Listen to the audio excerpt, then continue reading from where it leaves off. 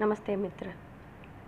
So welcome back to our channel, which is also called as Mitra, where we share our thoughts willingly and openly on spirituality, on Dharma, and Sanatana Dharma specifically. So today we pick up this topic about the benefit of studying Shastras. Now, I will give you a glimpse of my own experience of why Shastra should be read or studied, and they should be pondered over, applied to our own life, and then see the results of how they benefit us. So, I will give you this small story. Let me begin like this, that we were on a pilgrimage tour wherein we met a certain group of sadhus, and we stumbled upon Naga sadhus, which we realized later that they are Nagas.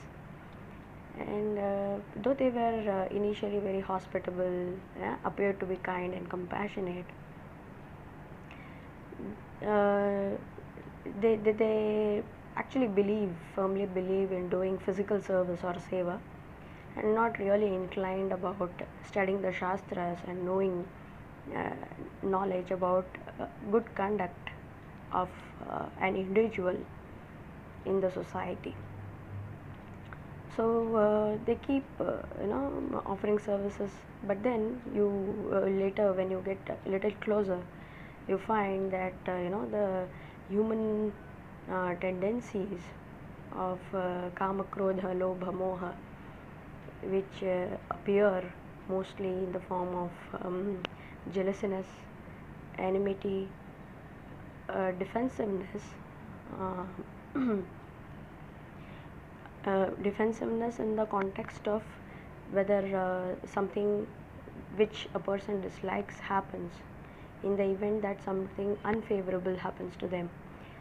If when they are offering services, those services are unable to be picked up by the opposite party, receiving party on the other end, then these lead to a certain disappointment and consequential anger,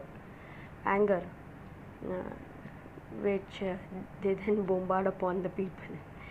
So what really happens here is that the mind is still not having the wisdom of or the theoretical knowledge about how one should conduct oneself when in such circumstances, during a range of circumstances which might be favorable or unfavorable, and how do we really react or respond during certain these situations. So Shastras, as they literally mean, or is the universal law or code of conduct by which, when adhered to, every human being is able to smoothly cross across this mundane ocean of life. Now, the esoteric meaning of Shastras, as I have understood it, is that Shastra means that underlying principle or that subtle principle in the cosmic being which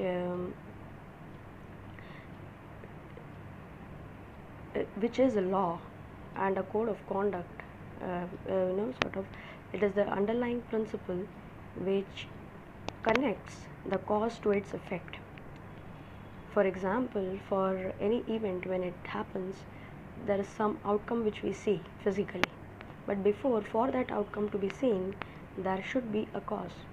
So every cause has an effect, and every effect has a cause. For example, if you do prayers, you chant certain mantras, then you will see some results. Or if you have a mango or any other fruit which you eat it, you have some visible outcome of that particular action. So any trivial matter, may it be any trivial matter or something very deep spiritual matter, there is some effect to every cause, and there is one cause for every effect. Isn't that so? This is something which I would like to bring to your attention, and this is called a Shastra. This is the esoteric meaning of Shastra as I have understood it. And the contents of Shastra is, the basic. It's kind of a handbook or a manual with prescriptions for with many do's and don'ts. It mainly, sort of addresses the human body as a machine or a device or an instrument to achieve certain goals or outcomes. So, for any machine, say if you go to buy a car, you have a handbook of, you have the manufacturer's handbook or a manual about how the car has been manufactured and what are the do's and don'ts. Having information of that, you are able to sort of help yourself to navigate and maneuver the machine pretty well.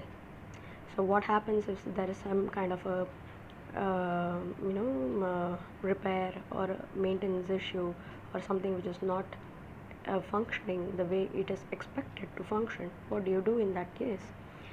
So these are the certain do's and don'ts with general application, which is generally applicable to any machine.